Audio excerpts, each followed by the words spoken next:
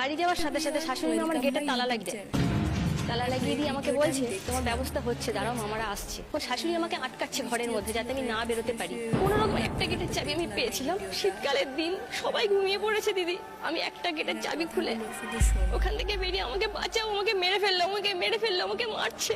বলতে বলতে পাশের গাড়িতে গেছি, তারাও ঘুমিয়ে পড়েছে। একটা কাচের জানলা পেয়েছে, সেখানে গিয়ে আমি বাড়ি মারছি, আমাকে বাঁচাও, মেরে ফেলছে। আমার গলা শুনে বেরিয়ে আসে, তারপর একে একে পাড়ার লোকজন আসে। আমি বাবা মায়ের একটা মাত্র মেয়ে। ঘাত প্রতিঘাত সয়ে আমি লেখাপড়া শিখেছি। 2012 সালে আমি মাস্টার ডিগ্রি কমপ্লিট করি রবীন্দ্রভারতী থেকে। 2016 সালে আমার বাড়ি থেকে একটা সম্বন্ধ করে বিয়ে হয়। খুব তাড়াহুড়ো করে আমার বিয়েটা হয়ে যায়, 1 সপ্তাহের মধ্যে দেখাশুনো। তাদের খুব পছন্দ হয়েছিল ছেলের বাড়ির থেকে। তখন তুমি পড়াশোনা করছো? না, তখন আমি নানা রকম চাকরির জন্য পরীক্ষা দিচ্ছি। তো আমার বাবা ওদের কাছে 2 মাস টাইম চেয়েছিল। আমার এক্স শ্বশুর শাশুড়ি ওনারা নাকি অসুস্থ ছিলেন। তোরা বলছে যে আমার খুব পছন্দ হয়ে গেছে, আমরা হয়তো বাঁচবো না। কার থ্রু দিয়ে সম্বন্ধ এসেছিল? না, ওরাও ছেলে বিয়ে দেওয়ার জন্য মেয়ে খুঁজছিল।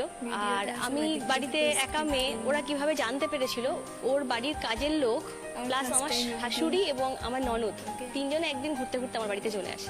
খবর পেয়েছিল বোধহয়। বাবা আপত্তি করেছিল প্রথম, তবুও বিয়েটা হয়। 1 মাসের মধ্যে যেন কেমন বুঝতে পারি ওদের সাথে আমার ঠিক ম্যাচ হচ্ছে না। আমরা যেন দুই মেরুর লোক। আর সংসারের যাবতীয় খুঁটিনাটি আমার শাশুড়ি তার বাপের বাড়িতে আলোচনা করে। তারাই যেন আমাদের সংসারের মধ্যে গার্জেন। এবং আমার যে শ্বশুর মশাই, তিনি যথেষ্ট ভালো মানুষ, আমাকে নিজের মেয়ের মতন ভালোবাসতেন, আমিও তাকে বাবার মতন ভালোবাসতাম। তিনি কিন্তু এই সমস্ত সমস্যার মধ্যে থাকতেন না। আমার শাশুড়ি সবকিছু কথা আমার মামাদের সাথে গিয়ে বলতেন। সেখান থেকে আমার নানা রকম কটু কথা, আমার এক্স হাজব্যান্ড শাশুড়ি মায়ের সাথে ঝগড়া শান্তি করে আমার হাত ধরে টানাটানি করে লিগামেন্ট ছিঁড়ে দিয়েছে। আমাদের টাকিতে বইমেলা হয়। আমি, আমার হাজবেন্ড, আমার মা, আমরা সবাই বইমেলায় গেছিলাম। কিন্তু মায়ের শরীরটা হঠাৎ অসুস্থ হয়ে যায়। মা বলছে আমি কেমন অসুস্থ ফিল করছি, তোরা আনন্দ কর, আমি বাড়ি যাই। তো মা চলে আসে, রাস্তায় এসে মাথা ঘুরে পড়ে যায়। আমার সেখান থেকে ফোন যায় যে তোমার মা অসুস্থ হয়ে গেছে, তুমি চলে আসো। আমার বাড়ির পাশের কাকু খবর দিচ্ছে, বাবা বাড়িতে ছিল না, কারণ আমার বাড়িতে দেখার মতন বাবা মা আর আমি 3 জন ছাড়া কেউ ছিল না।